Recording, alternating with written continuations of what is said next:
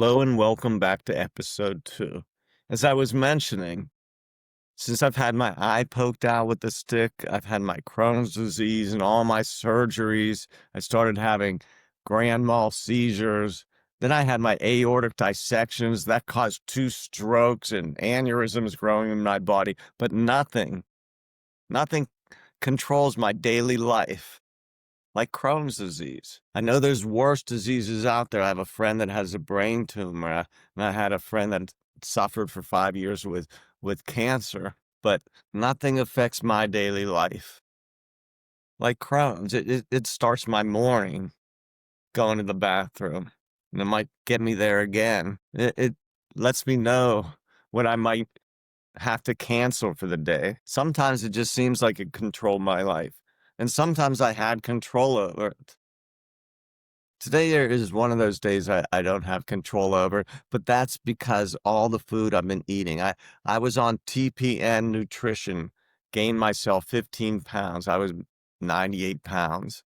And then I've been just trying to stuff the food in me, just trying to keep my weight up. And I know I kind of deserve it. So I'm in a struggle right now. But let's get on to when I became a teacher. I became a perfect health instructor the very first course that I took as a patient. And then meditation, and then became a 7 spiritual laws of yoga teacher. And I got a job, an invitation to go teach leading meditations at the Snowmass Wellness Experience. That was in Aspen, Colorado, and I of course accepted it. It was great. It was very simple. I just had to go up. It was an outdoor balcony, beautiful days in the mountains. And we just sat there and meditated for a half an hour quietly, enjoyed the stillness, enjoyed nature. And then their day was going to get started of nothing but lessons and yoga practices. And it was a great experience for me, and my life changed. I saw the opportunities. So I had 2 friends that at different times I grew up with in high school, and they lived in Steamboat Springs, Colorado. And one of the teachers that I got at my yoga certification, she lived in Steamboat. She owned a yoga studio. So I moved to Steamboat Springs, Colorado, and everything was going great, and life was going good. I met a doctor right away because I needed my seizure medicines. And my biggest worry was over time, I've never gone more than a year or so, and that scar tissue, my Crohn's was built up, and I've gone in the emergency room. And I did not want that to start. I knew by then that you go to the hospital with Crohn's disease, you're in pain, and they give you a narcotic, which is great, but it's also very constipating. And you're in more pain, and they end up keeping you overnight, and it just runs into a cycle. And I did not want that to start. And moving into Colorado, there were some ads and commercials how marijuana was being good for helping Crohn's disease, helping pain, helping nausea. And again, Crohn's disease was on the list. So I went and I got my medical marijuana license, and I found it helped. It helped me keep my mind off the pain, keep my mind off what I wanted to cancel doing. It helped me deal with life and not think about going to the hospital.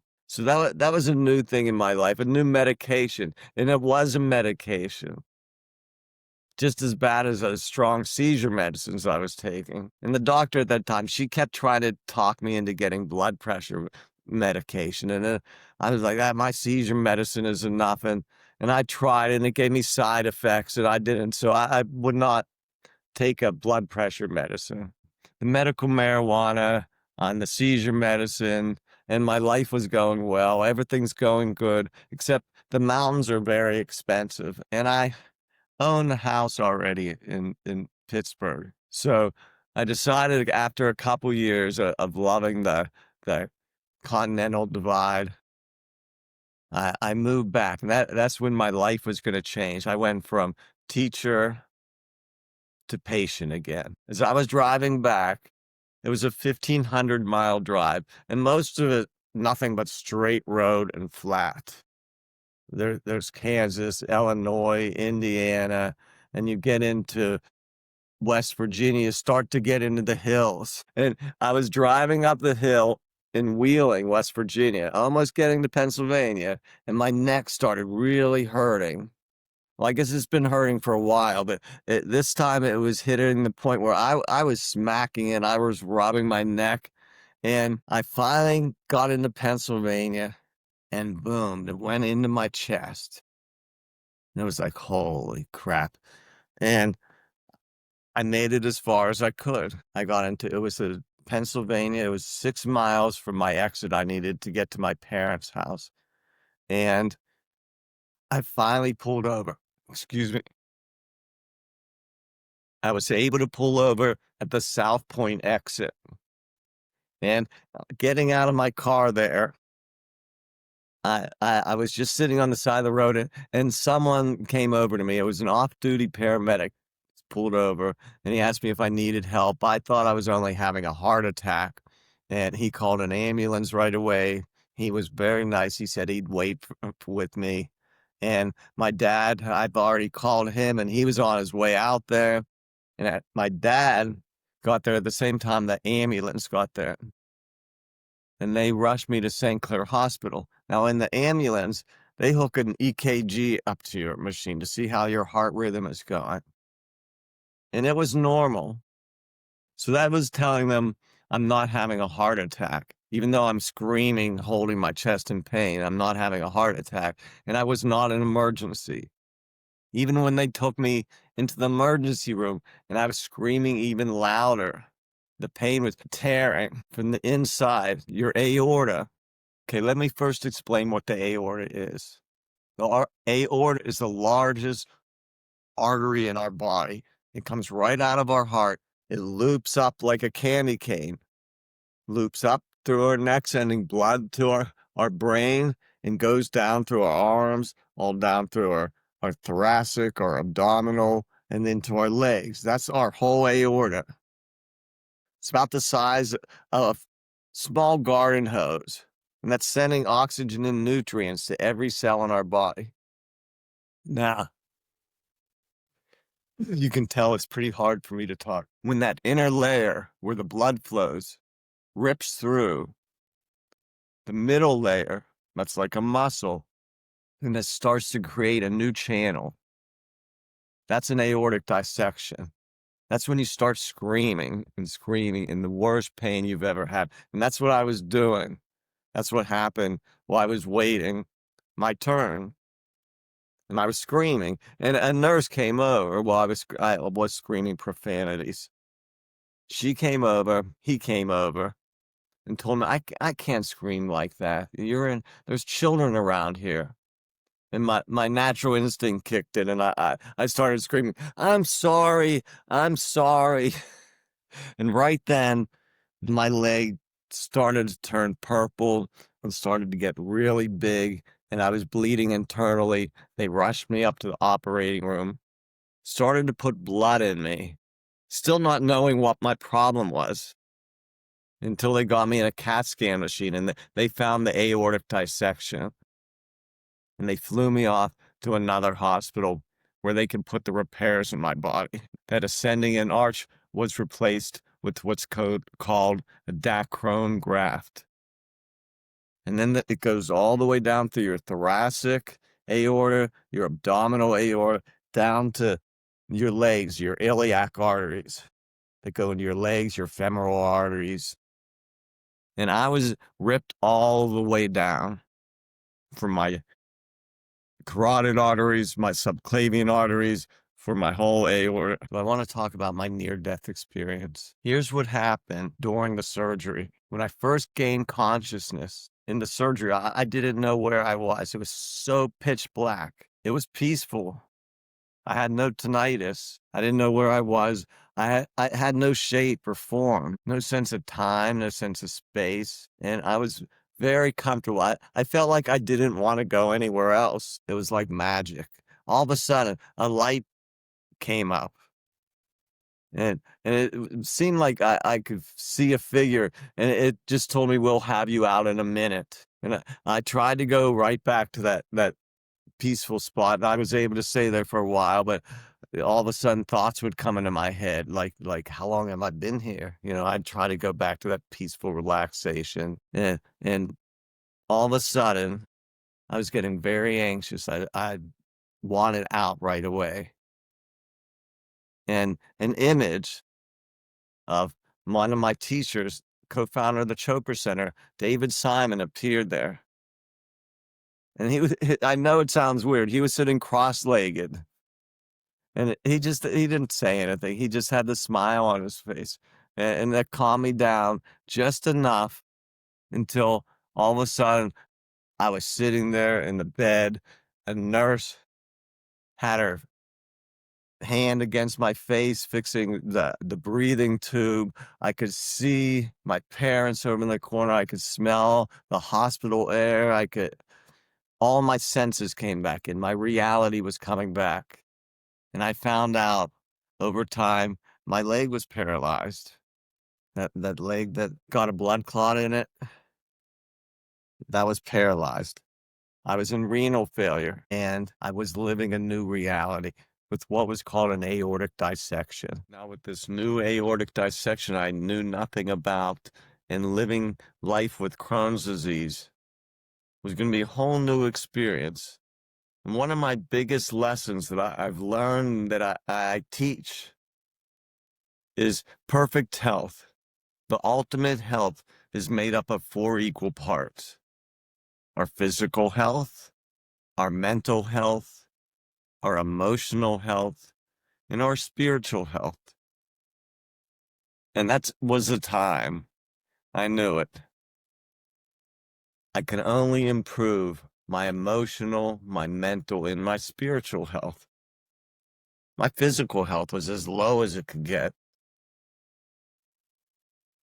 When I got out of the hospital, and as I was going through recovery, I started to meditate, find silence, and I learned that the man who taught me, the one that came into my near-death experience when I was coming out of consciousness, David Simon, he died. He passed away from a brain tumor, glioblastoma. And maybe I don't want to call it a near-death experience or anything. I have a feeling I was driving home and I was thinking about going out and having a doctor's appointment. So he was in my mind, and that's why he came to me when I was in the silent space, and someone scared me with the, "Hey, we'll have you out in a minute." So I don't want to get too much into that, but life was now at home, and the one thing difference was I didn't have my marijuana anymore. My relief from what was helping me with Crohn's disease. And my stomach did start to act up, as well as my pain. So here I am going to the emergency room because I'm feeling a little pain. I think I'm having another aortic dissection. And then my Crohn's is acting up. And I know they can't give me narcotics. So I set up an appointment to go for a colonoscopy. And this was still just like maybe 5 or 6 months. My kidneys were working. I was getting my full strength back from my leg. And I had my first colonoscopy, and the doctor, and I was on Humira, I was in remission, but he couldn't push the scope up there. And I didn't go into the emergency room. I didn't stay overnight. We set up an appointment with the surgeon, and I went in first thing in the morning, and the doctor was smart enough, because I had this aortic dissection and blood pressure control was my life.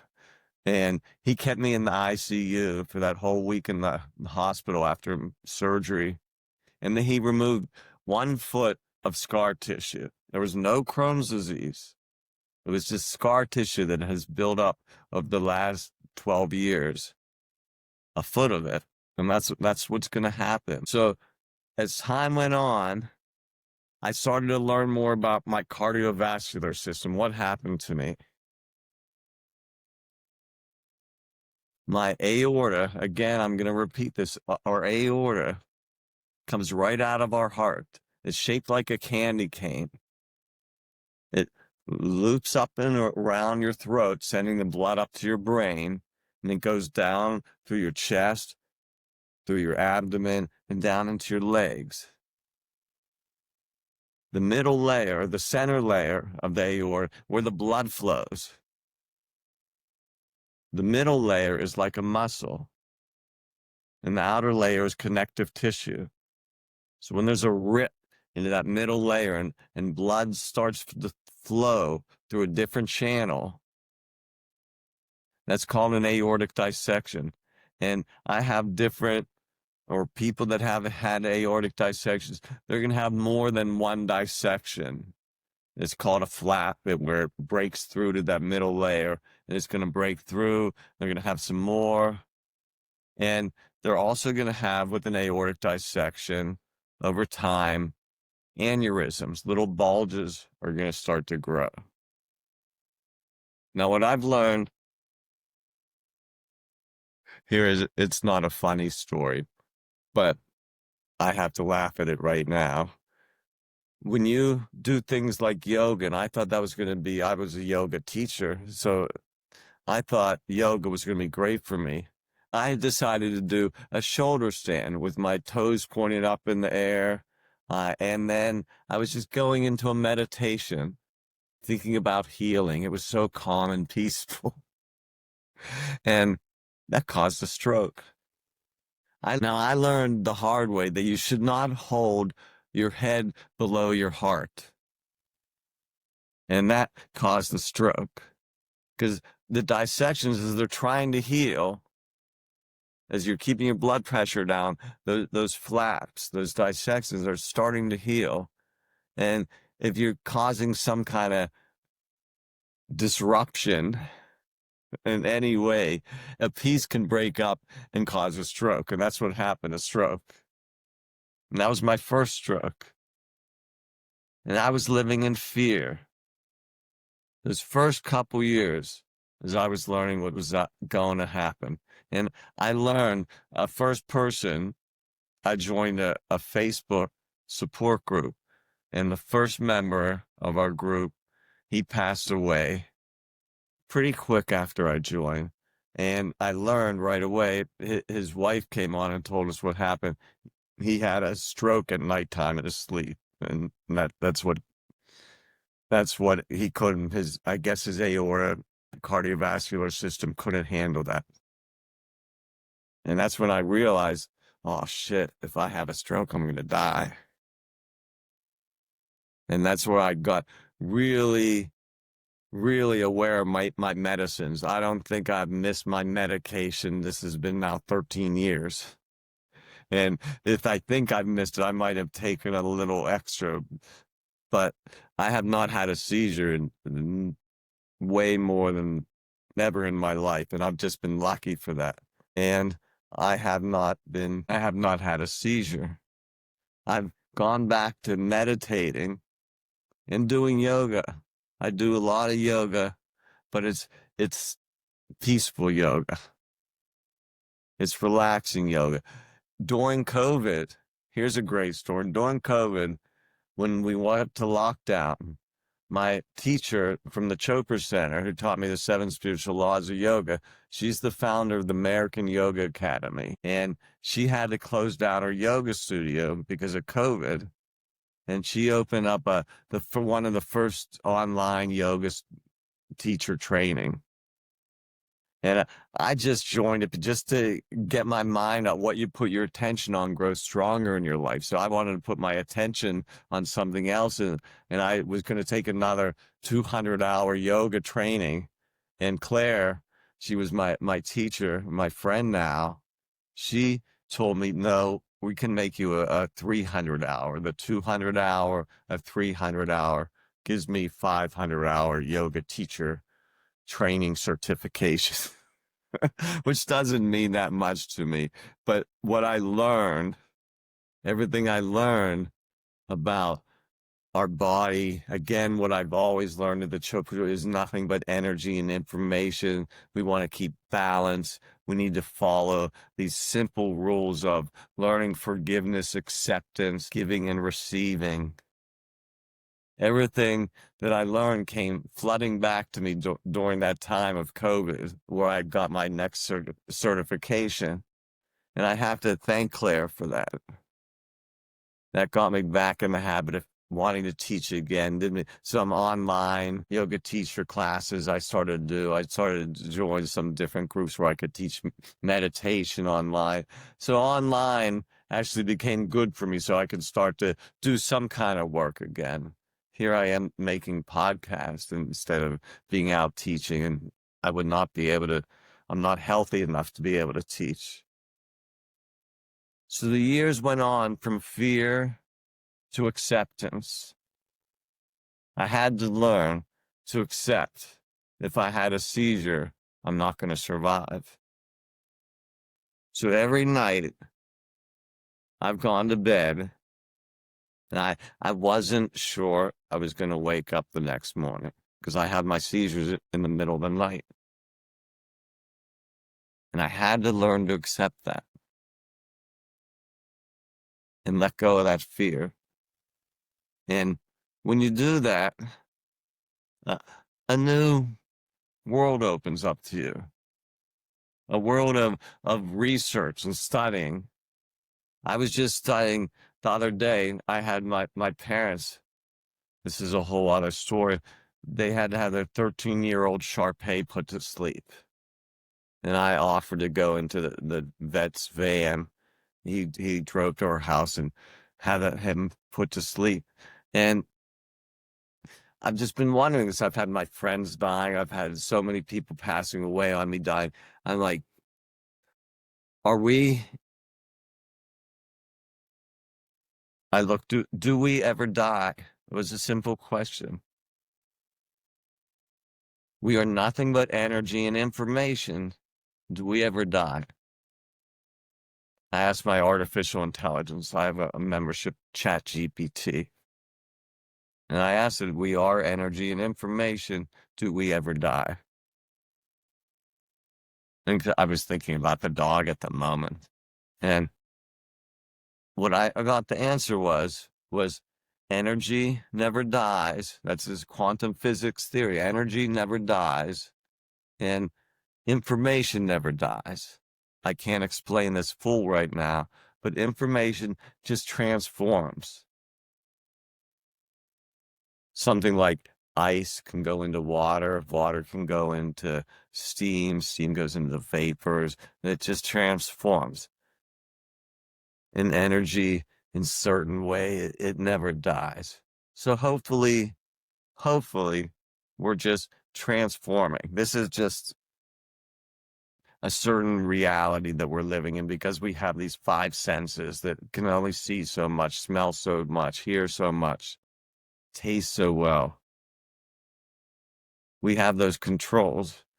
So maybe we just transform. Now, as we live into balance, as we're living in this fear transformation, as I learn more about awareness, everything I learned from meditating over the years, awareness, you learn when your mind wanders. Your mind wanders, you can get to make a choice. And when you have a choice, when you're meditating, let's go back to what I'm focusing on. Your mind's going to wander again. Let's go back to what I'm focusing on. You're becoming aware and making choices. That follows you in real life. When you realize you're not eating the right foods and your stomach's getting upset, you're having too much diarrhea, you need to change that information. Now, I guess it was 2 years after I had my surgery, I still had wicked diarrhea. And I asked the doctor, can I get a colostomy bag? And the doctor said, no, you don't have any active Crohn's in your body. you cannot get a colostomy bag. I guess he kind of took it as a joke that I was running the bathroom all day and night, but there was no. My brother, he just watched a video called Super Juice Me, Jason Vale, Vale. And I got and I watched it, and it was something about he had a group of 8 or so people, 10 people that had different health problems. One had colitis, one had Crohn's, different types of diabetes, all different health problems. And he just juiced with them. And then people were feeling well. It was a great movie. I suggest you. It's on YouTube right now. Super Juice Me, Jason Vale, Vale. And what they did was what I did. The same thing that I learned that Deepak Chopra taught me about energy and information, about building the wall that fell down. What happens if you rebuild it? I changed the information and I started to juice. And this almost embarrasses me because after it had to have been like 30 years of constant diarrhea and not pain, but the diarrhea all day and stuff like that, I had a solid bowel movement. After decades, it hurt, but it was solid. It hurt, but it was a new experience. And as I got control of my health and I started to juice more, my weight started to drop. But I'm getting enough nutrients in me. I wasn't paying as much attention to my weight. And then I had to have a colonoscopy, and my weight would drop some more. And I'd have these yearly tests for my aorta, see how my dissection was going every year. And every year they would tell me, oh, it looks the same. It's changed a little bit. We'll see you in another year. And I'd have to wait another year. These aneurysms have been growing in my body. My fear and acceptance has been going from day to day. But you learn balance. Take a walk in nature. After my dog passed away, I couldn't go in the backyard anymore. So I started to feed the animals in the backyard. Right now, I just have a wild animal sanctuary. I've got the squirrels and the groundhogs, the blue jays, the cardinals, all the animals just come in and enjoy my yard.